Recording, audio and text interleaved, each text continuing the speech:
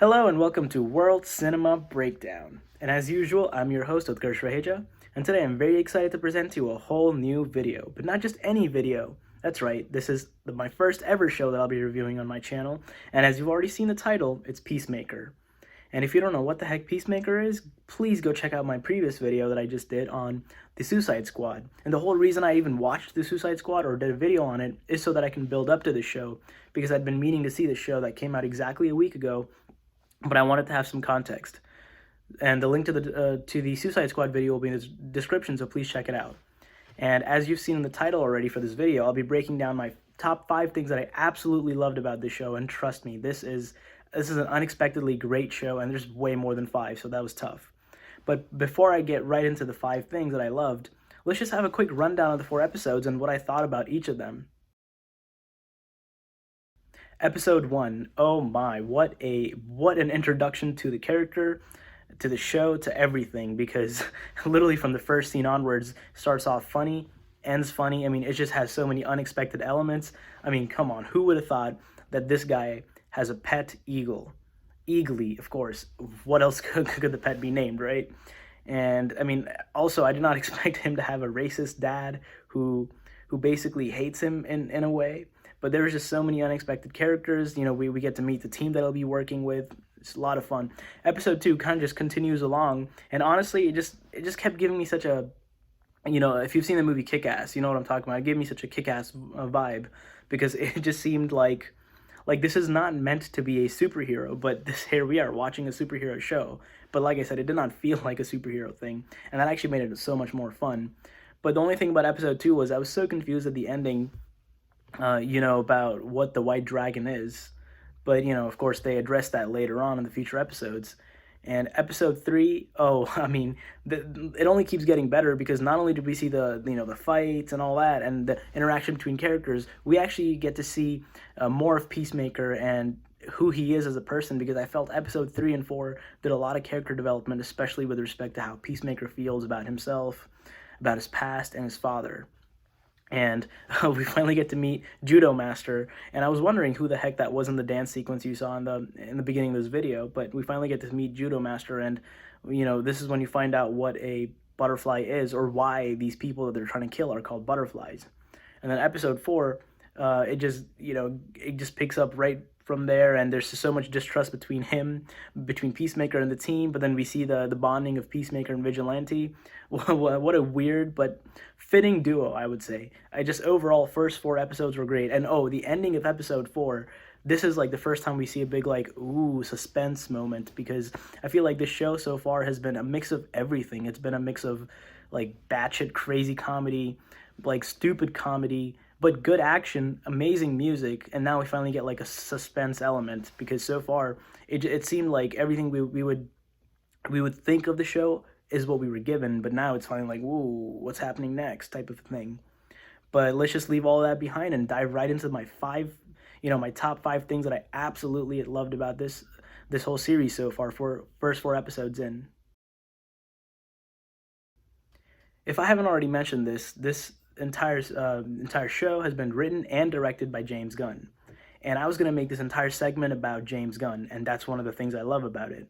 But I realized I've already raved quite a bit about James Gunn in my previous video for probably solid 5 or so minutes. So go check that out, and you'll see why, you know, I absolutely love the directing and storytelling style of James Gunn. But instead, I thought for this segment, I'll focus a little bit more on the music choices, which I've also commented on in the previous video. Everything I've seen of James Gunn, the music is just a part of the story. It's not an extra thing. It doesn't add to it. It is part of the story. And like I said before, in my quick review of the episodes, so many unexpected things happen. But not only do so many unexpected events happen, the use of music is so unexpected as well. I remember I think in episode 3, when they're trying to kill the senator, you know, they get caught, and by they I mean Peacemaker and Vigilante get caught, and the team is, you know, trying to come and rescue them. So it's a whole serious sequence. They're trying to sneak around. So, you know, like I said, it's very serious. But in the background, you hear such a calming background score, and that the contrast of it just makes you smile. and it adds to the whole comedic aspect of the show, because when it's serious, it's not always serious. And when it's not supposed to be serious, sometimes it just randomly becomes serious. And I just love that about the show, and especially the fights. Every single fight I've seen so far, at least, has had some kind of a music piece behind it or some kind of a background score that just adds to it. And it's not even, and none of them have been cliche, superhero, wow type of music type of things. And moreover, with the music, the last thing I want to touch about the music is the intro sequence. This, this is the first time I've seen a superhero show with an intro. And if you don't know what I'm talking about, just rewatch the first few seconds of my video, and that's basically the entire dance video or the dance intro that the show starts off with every single time. And continuing right along from the music, one of the things that I absolutely love about the show is the fact that it does not take itself too seriously. It knows that it's a superhero show, but at the same time, it knows that it's not a superhero show, because none of the characters are righteous. Literally, not one of them is like this righteous person who's there just to do some good in the world, blah blah blah. None of that. It's not one of those shows, absolutely. And it's pretty evident literally every single time an episode begins, because it begins with that goofy dance number, that dance sequence. And if any Marvel show or any superhero show I've seen for that matter, none of them begin with, a dance number like that. I think WandaVision might have had like a musical sequence in the beginning, but that was meant to be a sitcom. But this is meant to be a traditional superhero show, and I just love that it's not. And it's evident throughout, not just in the characters themselves, because many of them just either don't make sense or are just stupid, but also in so much of the dialogue and the interactions between one character to another.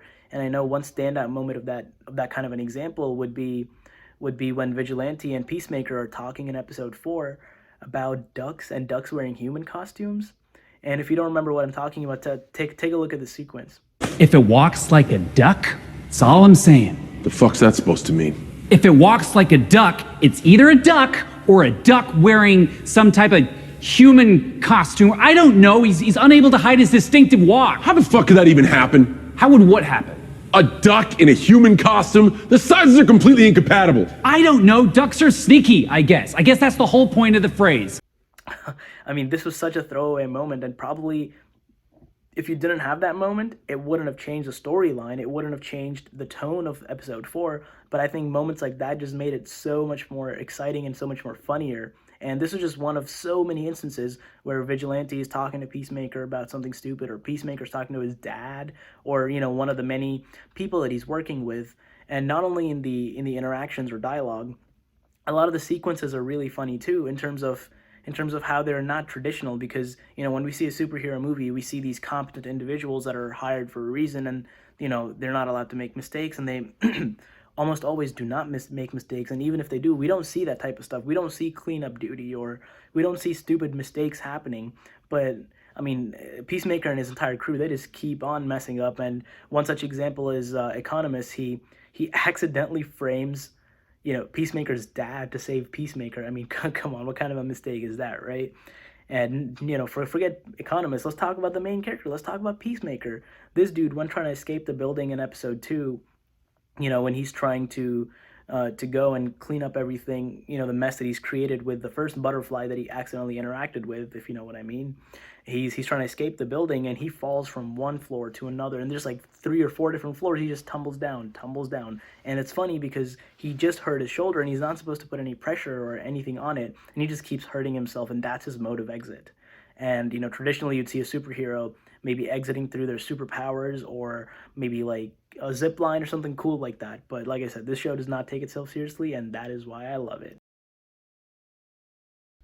So the third thing I love about the show is, it's not a big thing. It's a small thing, as a matter of fact, but I think it's a really cool point to point out, is the fact that the show picks up exactly where the last movie, the Suicide Squad, left off. And the reason that's relevant is because it makes it so easy to just get right into the show without having multiple episodes of build-up or introducing characters and things of that nature. Because yes, there are 1 or 2, new characters, maybe more than 1 or 2, but it's just so much of the cast we've already seen, or at least referred to in the previous movie, that we can just pick up and Moreover, I think this really helps DC's goal of building up a universe, because that's how Marvel does it, right? They interconnect most of their projects, and they have so many tie-ups and callbacks, and I think doing this allows DC to just continue to build up their universe and maybe one day, rival Marvel. Another thing I want to point out that I absolutely found hilarious, and it just added to the stupidity of the show, and this might even be an extension of the fact the show does not take itself seriously, is the fact that Peacemaker is Peacemaker all the time. Whether he's at his house, whether he's going on a mission, whether he's going out to eat at a restaurant, as we saw in the first episode, he shows up to a restaurant to eat with his colleagues for the very first time to kind of get to know them in full-on costume. He shows up in full-on costume with his pet eagle. And come on, his pet is an eagle, the symbol of America. His car is the American flag. How much more in character could you be all the freaking time? And he literally suppresses the quote unquote normal side of him, but obviously we see those chinks in armor, so to speak. And not only is he in costume and with his pet and all those things, he literally even wants the symbol of peace, which is a dove, stamped onto every single weapon he uses. I just love the way that this character is written, and especially the way it's portrayed, which is the last thing I'll be touching up on. All right, so lastly, besides the obvious things to love about the show, the music, the directing, things of that nature, I think the best part of the show is John Cena himself and the entire casting that has been done, because John Cena, he looks like a hero, he acts like a hero, but so much of the show is just him not being a hero. And if you still haven't seen the show, please watch it so you'll see what I mean. He's the perfect hero but non-hero at the same time. He's so involved in these scenes, and I think I even saw an interview of his, and he was talking about how some of the stuff he does is improv. And I wonder if that's largely due to the fact that he's actually one of the co-producers on the show. So of course the creative team might have given him a few creative liberties, but I think he's the perfect choice for a character like this, who's so big and bulky, and he just looks like he's the archetype of a superhero. But then we actually see his dialogue and the way he's delivering his dialogue and some of the stupid things he does. I think he's a perfect choice. And the rest of the cast, I mean, a lot of it is similar from the Suicide Squad, but the new additions, they're so in your face at times in a funny way. Like Judo Master, he's so I don't even know what to say, what maybe cliche, but that just makes it hilarious because it's so to the point.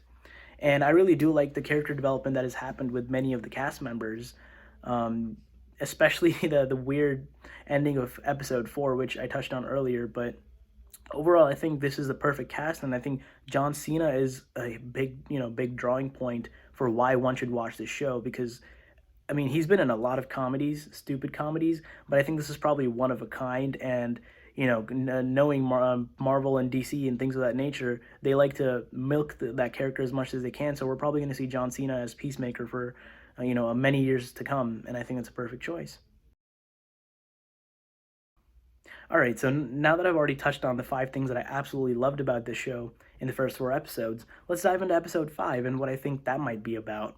So the ending of episode 4 was obviously something that has to be addressed going forward, and I don't think they're going to take too long to get into it.